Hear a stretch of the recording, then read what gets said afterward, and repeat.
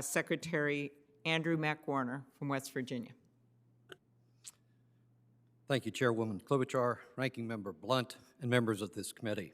Thank you for letting me address the implications of S.1 on the state of West Virginia. Dubbed For the People's Act, this is anything but for the people. In fact, it is against the people, it is against the states, and it is against the United States. First, it is against the people because it overrules access and it overrules checks and balances. My most vehement objection to this is that by prohibiting electronic transmission of ballots, it strips the most efficient and secure form of voting for our military, the people who put their very lives on the line for our democracy and way of life. When I was deployed, as were my two sons, my two daughters, my two sons-in-law, all of whom served in the U.S. Army, it is prohibited. They have had difficulty voting. Therefore, when I became Secretary of State, I determined to fix this, and we did it through electronic transmission of ballots using mobile devices. We proved the technology with our military, and then we extended it to voters with disabilities, giving them not just the right to vote, but the opportunity to vote. 31 states allow electronic transmission, and S.1 strips this opportunity for everyone to vote electronically. How is this for the people? Clearly, it's not. S.1 also overrules checks and balances in our election security. It mandates AVR, including 16-year-olds. It bans ID laws and shields non-citizens from prosecution. It eliminates signature verification. It pushes mail-in voting without photo ID.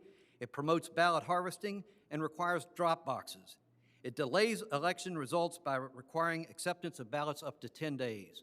That delay and all of these collectively decrease individual confidence, and it increases distrust in our elections.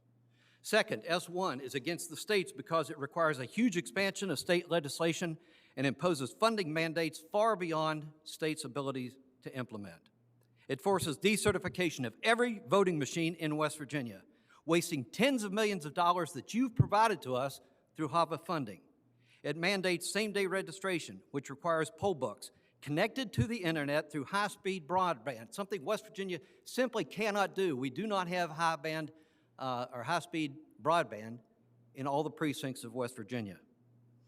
It requires agencies beyond DMV, such as colleges and social services, to automatically register people that come in contact with them and transmit their personal identification information, thereby increasing risks for hackers, and it busts our budgets. It forces election officials to accept and count ballots voted in incorrect precincts. It stops states from cleaning up voter registration lists, and West Virginia's Clerk Association President Linda Huggins said this: "Clerks are unanimously against S.1 because deadlines cannot be met and requirements are not achievable." Clerk Michelle Hawley cited unfunded mandates as showstoppers, and Clerk Brian Wood said, "It doesn't matter if you're Democrat or Republican, if you want to keep our democracy intact, you've got to leave it up to states to run their elections." To implement the changes by January 1st, a special session of our legislature would be required, which is not practical and would be hugely expensive. In sum, take away the ideology and the partisanship. Clerks across West Virginia, most of whom I'm told are Democrats, are against S.1. Third, S.1 is a vast federal overreach.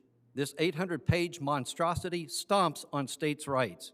The U.S. Constitution does say that the time, place, and manner of elections shall be prescribed by state legislatures. States have individual approaches based on history, geography, and cultures that create vastly complex and different election processes. This broad mosaic provides election security versus a one-size-fits-all approach. The private right of action remedy is tremendously problematic, as are the number of severability clauses that indicate S.1 is not likely to withstand judicial scrutiny. The court cases will increase delays, cause confusion, and distrust in our already contentious and tense election process. In conclusion, S.1 is not for the people, especially not for the people of West Virginia. Federalizing elections has never been done before, and for good reason. Senators, please leave election administration up to the states. The impossible requirements and unfunded mandates of S.1 will create election chaos and further divide our country. On behalf of the state of West Virginia, as its chief elections official, I urge you to consider these grave implications and I thank you for this opportunity to bring these various serious flaws and concerns to your consideration. Thank you.